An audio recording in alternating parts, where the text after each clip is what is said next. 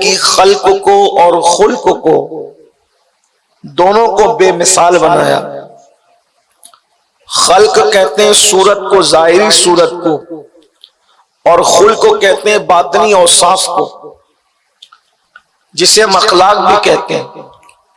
تو حضور اکرم صلی اللہ علیہ وآلہ وسلم کو اللہ نے خلق عظیم پر فائز فرمایا، اور اللہ پاک نے فرمایا محبوب آپ اخلاق کے انتہائی چوٹی کے مقام پر فائز ہیں، یعنی اخلاق کا جو اینڈ ہے، انتہا ہے، جس کا کسی اور کے لیے ہم تصور نہیں کر سکتے۔ آپ کو اللہ نے خلق عظیم عطا فرمایا۔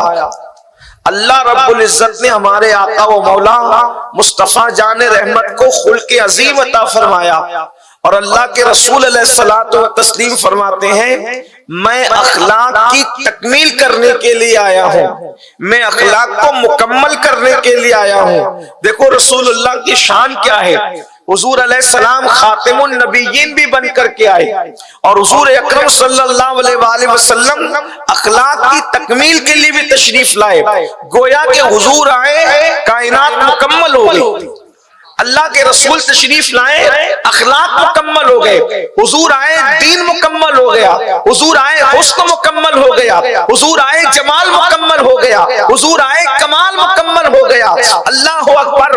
آپ اندازہ فرمائیں تو اللہ کے رسول صلی اللہ علیہ وآلہ وسلم اخلاق کی تکمیل کے لیے آئے اور ہمیں اخلاق سکھانے کے لیے آئے، اور اللہ کے حبیب صلی اللہ علیہ وآلہ وسلم ارشاد فرماتے ہیں کہ میدان محشر میں قیامت کے دن میزان پر جو سب سے بھاری چیز ہوگی وہ اخلاق کی نیکی ہوگی، یعنی اخلاق کو جب میزان پر تولا جائے گا تو اخلاق سے بڑھ کر کوئی نیکی نہیں ہوگی، سب سے بھاری بھرکم جو نیکی ہوگی اس کو اخلاق کہتے ہیں۔ اور اللہ کے رسول صلی اللہ علیہ وآلہ وسلم اپنی امت کی توجہ کو اخلاق کی طرف موڑنے کے لیے فرماتے ہیں جو لوگ پوری رات عبادت کرتے ہیں اور جو لوگ پورا دن روزہ رکھتے ہیں، ان کے مقام پر اگر کوئی پہنچتا ہے تو وہ اخلاق کی بنیاد پر پہنچتا ہے، یعنی حسن اخلاق کا پیکر انسان رات بھر نوافل نہ پڑھنے کے باوجود بھی اور دن کو نفل روزہ نہ رکھنے کے باوجود بھی صرف اس بنیاد پر کہ اس کے اخلاق اچھے ہیں، میرے آقا فرماتے ہیں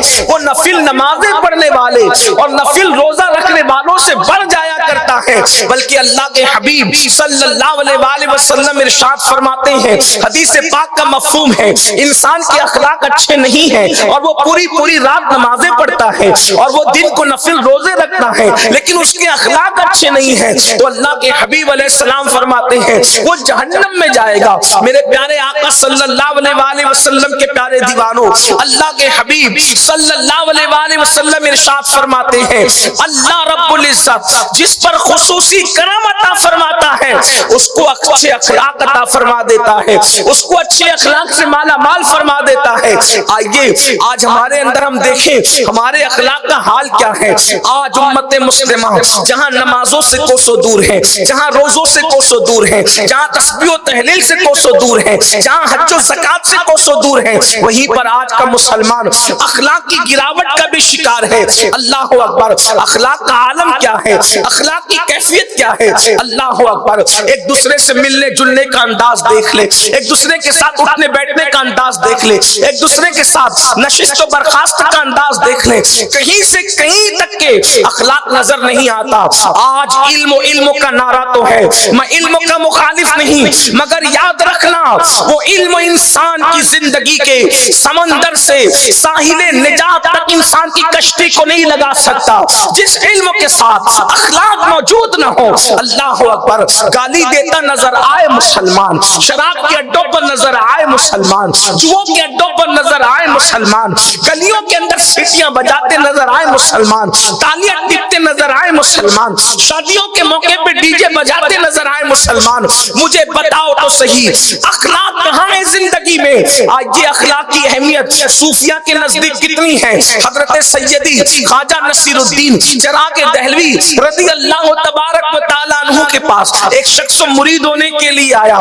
ہر بندہ مرید ہوتا ہے اور مرید ہونے کے بعد سوچتا ہے کہ سلسلے کا کوئی وظیفہ چاہیے، سلسلے کا کوئی وظیفہ خاص عمل چاہیے، خواجہ نصیر الدین چراغ دہلوی رضی اللہ تبارک و تعالیٰ عنہ وہ عظیم ہستی ہے، سلسلہ چشتیہ اہل بہشتیہ میں بڑی عظیم ہستی ہے جسے سلسلہ چشتیہ کی آبرو قرار دیا جا سکتا ہے۔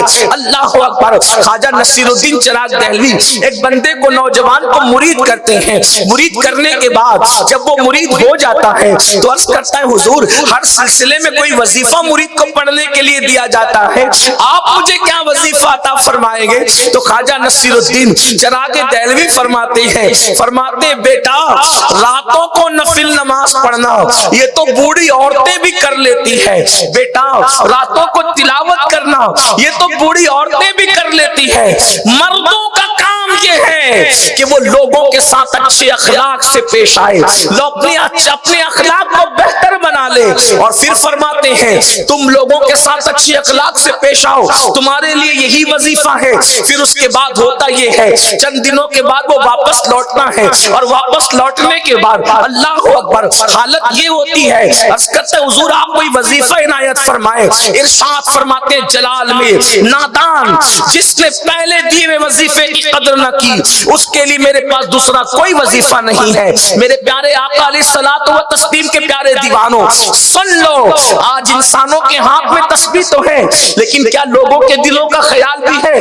تسبیح کے دانوں کا خیال کرنے والوں کبھی دل کے دانے کا بھی خیال کیا؟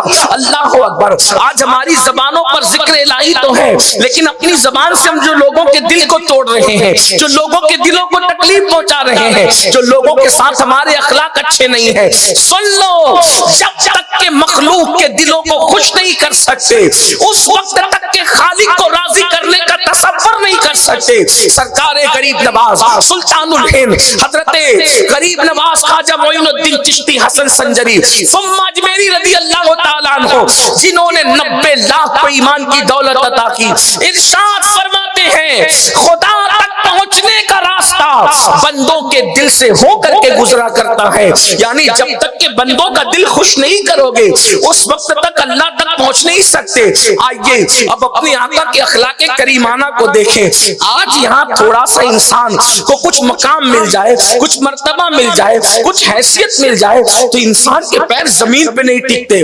یاد رکھنا لوگوں کے درمیان معزز بننے والوں اور اللہ کی مخلوق کو حقارت کی نظر سے دیکھنے والے، اللہ کی مخلوق کو ذلت کی نظر سے دیکھنے والوں، آؤ میرے آقا کے اخلاق کریمانہ کیسے۔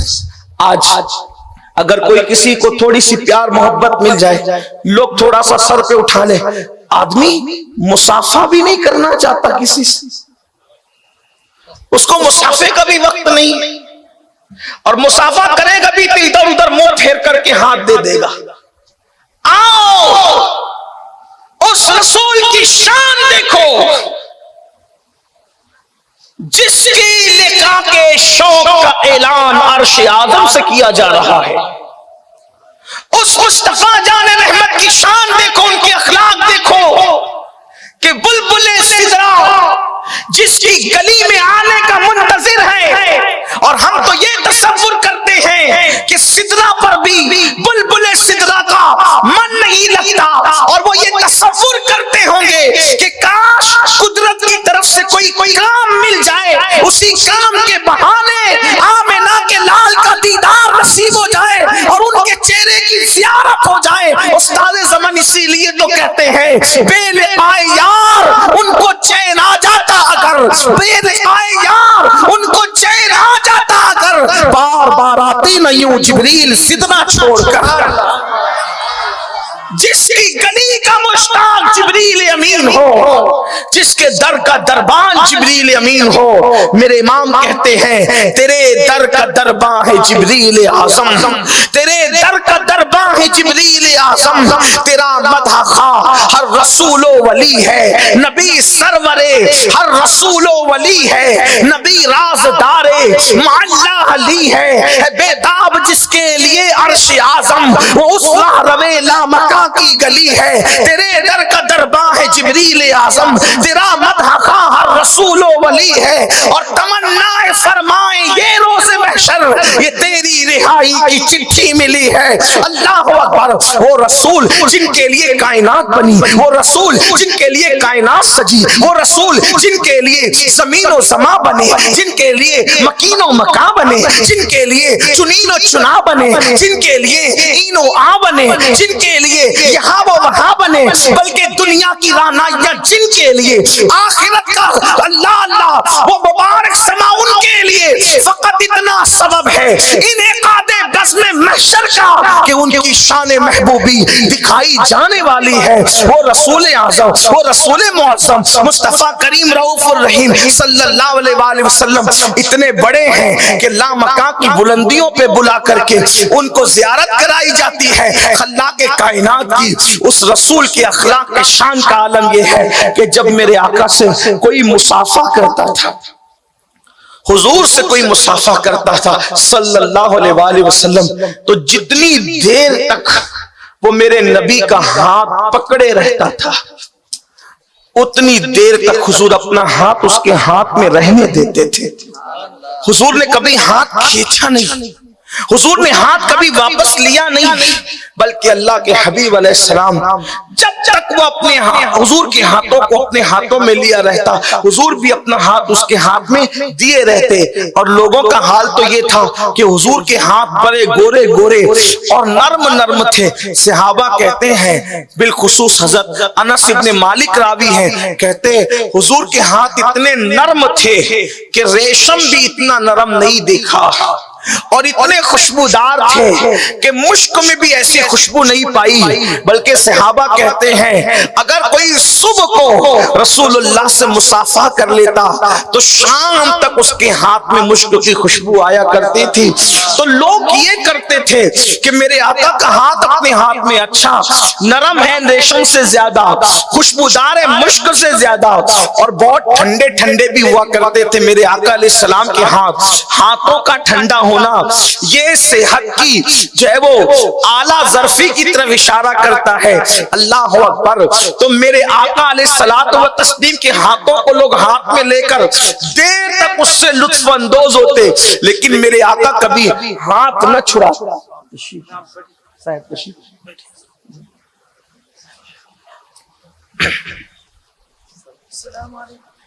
ہماری محفل میں الحمدللہ شہزادہ سرکار غوث اعظم کی آمد ہے۔ اللہ پاک سادات کرام کی برکتوں سے ہم سب کو مالا مال فرمائے۔ میں سنی دعوت اسلامی کی جانب سے جمیع سادات کرام اور شہزادہ غوث اعظم کا استقبال کرتا ہوں۔ ایک بار درود شریف پڑھنے آپ۔ رب صلی وسلم دائما ابدا علی حبیبک خیر الخلق کلہم صلاۃ و سلام علیک یا جد الحسن والحسین۔ جتنی دیر تک اللہ کے رسول علیہ السلام کا ہاتھ لوگ اپنے ہاتھوں میں لیے رہتے، حضور اتنی دیر تک کے ہاتھوں میں دیے رہتے، اور آقا کریم صلی اللہ علیہ وسلم نے کبھی ہاتھ کھینچا نہیں۔ تھوڑا اس پر توجہ کریں۔ اور پھر اس کے بعد جب کوئی مہمان حضور کے گھر آ جائے، اب آپ سوچ سکتے ہیں کوئی مہمان، کیا رسول اللہ کے گھر آنے والا حضور علیہ السلام کے تلووں کے برابر بھی ہو سکتا ہے؟ چاہے جو آئے حضور کے گھر، چاہے جو مہمان بن کر کے آئے، کیا وہ حضور کے تلووں کے برابر بھی ہو سکتا ہے؟ ہم اہل سنت کے عقیدے میں تو حضور کے جسم ناز کے برابر کوئی ہو ہی نہیں سکتا۔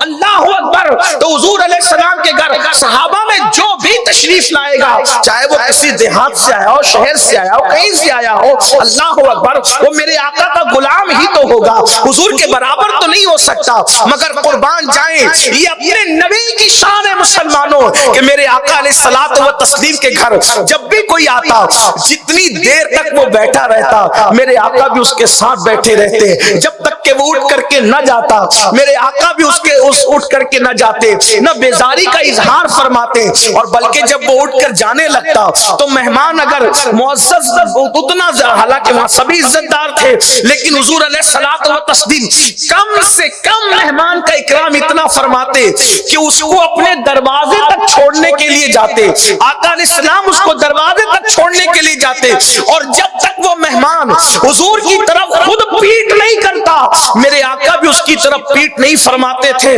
اللہ اکبر۔ اور اگر مہمان اور معزز ہوتا تو بعض مہمانوں کو میرے آقا ثنیۃ الوداع یعنی مدینہ منورہ کا وہ مقام جہاں پر مدینے کی سرحد ختم ہوتی ہے وہاں تک کے مہمانوں کو پہنچانے کے لیے جایا کرتے تھے۔ آپ مجھے بتائیں، لاؤ کوئی اتنا بڑا ہو، پہلی بات تو اتنا بڑا کوئی ہو نہیں سکتا، خدا کی مخلوق میں نہ ان سے پہلے کوئی اتنا بڑا ہے اور نہ قیامت تک کوئی اتنا بڑا ہو سکتا ہے۔ ان کی شان تو یہ ہے سارے اچھوں میں اچھا سمجھیے جسے، ہے اس اچھے سے اچھا ہمارا نبی، سارے اونچوں میں اونچا سمجھیے جسے، ہے اس اونچے سے اونچا ہمارا نبی، حسن کھاتا ہے جس کے نمک کی قسم وہ ملی ہے دلارا ہمارا نبی، سب سے اولا و اعلیٰ ہمارا نبی، سب سے بالا و اعلیٰ ہمارا نبی، اپنے مولا کا پیارا ہمارا نبی، دونوں عالم کا دولہ ہمارا نبی۔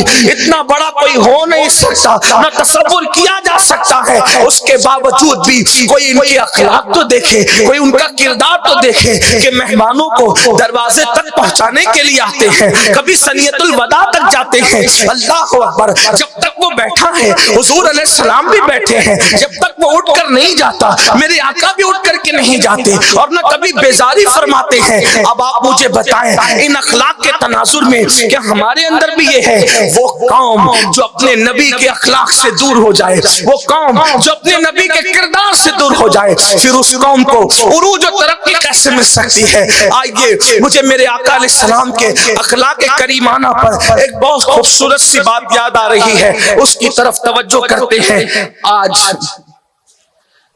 سب کچھ لوگوں کے لیے چند چیزیں ہو گئی، جیسے داڑھی، ٹوپی، کپڑے، پورا فوکس ہم نے اس پر کیا۔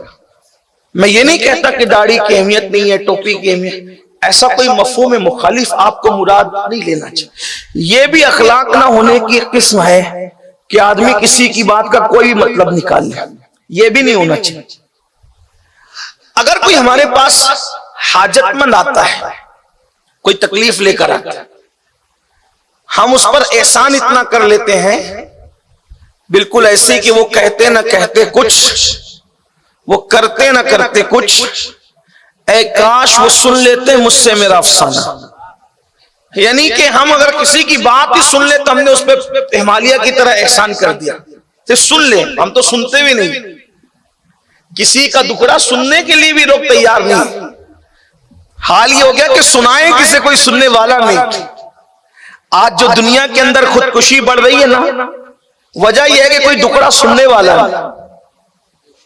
آج جو ٹرین کی پٹریوں پہ جا کے لوگ گردنیں کٹوا رہے ہیں نا، تو وجہ یہ ہے کہ کوئی تسلی دینے والا نہیں۔ آج جو بیٹیاں غیروں کا ہاتھ پکڑ کے بھاگ رہی ہے نا، اس کی سب سے بڑی وجہ یہ ہے، اگر کوئی مسلمان پہلے اس کا ہاتھ پکڑ لیتا تو وہ کسی غیر کا ہاتھ کیوں پکڑتی؟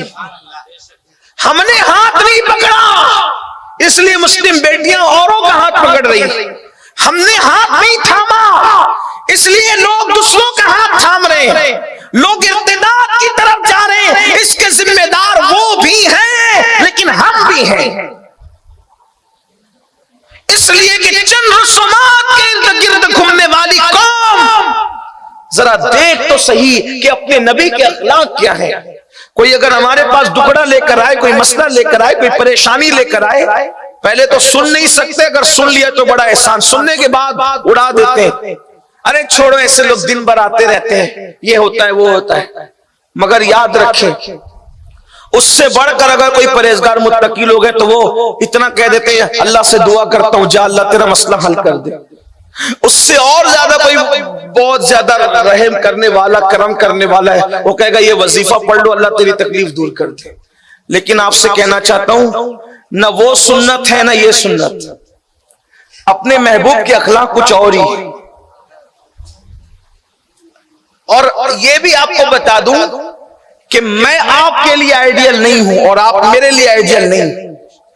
ہم سب کے لیے آئیڈیل اگر کوئی ذات ہے تو ذات آمنہ کے لال محمد الرسول اللہ کی ذات.